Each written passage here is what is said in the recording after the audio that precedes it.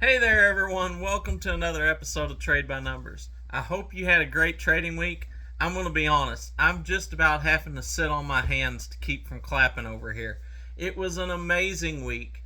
We broke our record, best week that we've had since I've been doing these video series to get them out to you so that you can follow along and learn how to trade for yourself. We took our record breaking week and we absolutely blew that out of the water. So make sure and stick around. You're going to want to see what this was. I tell you what, it was phenomenal. So let's talk about the market for a minute, see how it ended up closing today, and then we'll talk about our plays for the day and see how everything worked out to give us this record-breaking week. So we ended up with the S&P up by 0.23%, Dow Jones up 0.08%, and the NASDAQ up 0.95%. So we didn't have a huge day up today.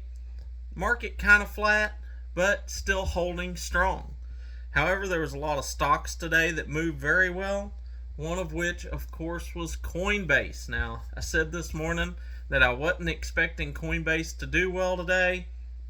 We had our calls that we bought, and we were just holding on to those. I said I really didn't expect them to do well. Thought they'd kind of sell off today, but I was hoping next week we get that bounce.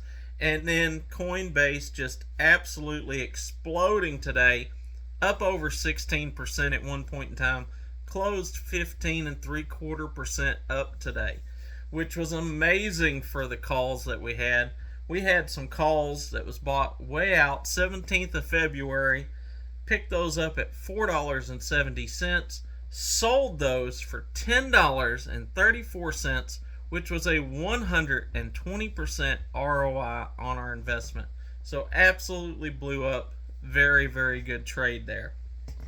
So we did very well on that. Now, I did turn around. I said in the Discord today that I was going to be looking at the SQQQ. Whenever we sold the Coinbase, I did pick up a position in the SQQQ, picked up some calls there, as well as went ahead and picked up some puts in Coinbase. Same thing, pushed it out about a month, picked up some puts. Not that I don't think that Coinbase deserves to be where it's at, but I did want to get a little position just in case we got that pullback, which I think is very possible after a 16% run up. We could see that pullback. We've been talking about we got the FOMC meeting coming up next week, and that could be the catalyst that's going to drive this market back down, at least for a little while. So I wanted to get some puts in on Coinbase after this huge rise. So I did both of those. Of course, that's just us sitting on it. We don't know how that's going to pan out just yet, but I did position myself to be ready for next week. If the FOMC meeting comes out, and old Jerome Powell comes out, starts talking pretty hawkish, then I'm going to be ready to make a big turn there and make some more money. So we ended up absolutely knocking it out of the park this week. Not only did we have some great overall trades, we traded the TQQQ up 4.8%. We traded the SQQQ up 3.7%. We traded Coinbase. We traded Tesla yesterday, made 3% on Tesla. We traded some Coinbase puts back on Monday, made over 20%, 20.8% on that. And then we had our Verb that we've just been sitting on for a while. We bought into Verb. Verb absolutely crashed. We pushed it over into the corner, and then Verb exploded on Monday, and we sold those 83.3% up. So you can see how all this combined together to make a very good overall ROI for us, which actually resulted, I'm going to go ahead and jump right in there because I'm just too excited, 163% ROI on our trades this week. I mean, that just blew it out of the park for the best week that we've had.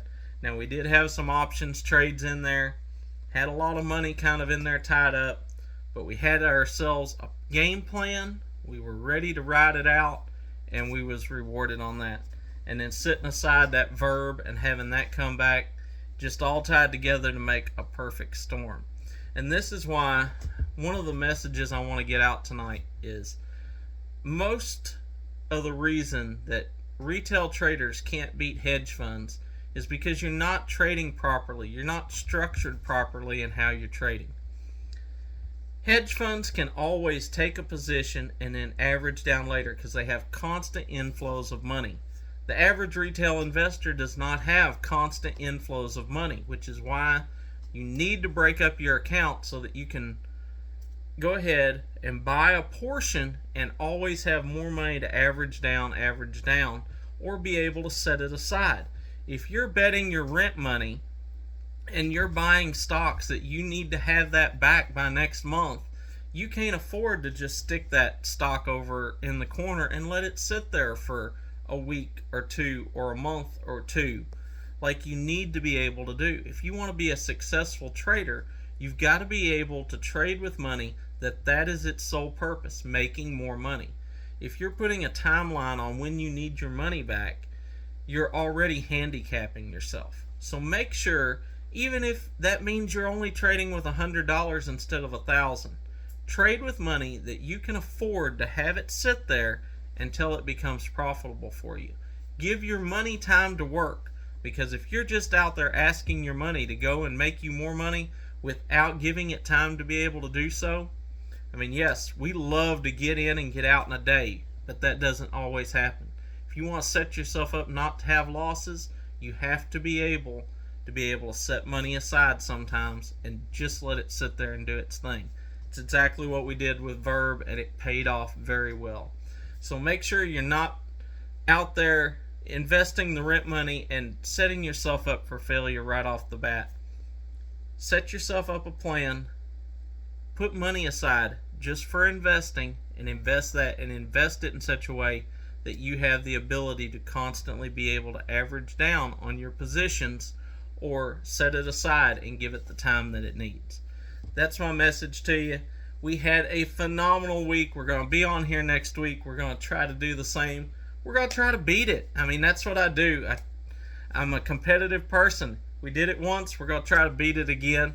And I'm going to keep trying to bring these stocks to you so that you can get in, follow along, and improve your portfolio so that you can find financial freedom.